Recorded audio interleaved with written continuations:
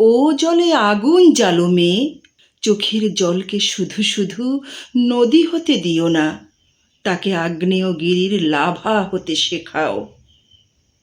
যারা তোমাকে কাঁদিয়েছে, যারা তোমায় অসম্মান করে, বিব্রত করে, তাদের প্রতি ক্রোধ নয়, নিজেকে গড়ে তোলার সংকল্পে জ্বলে উঠো।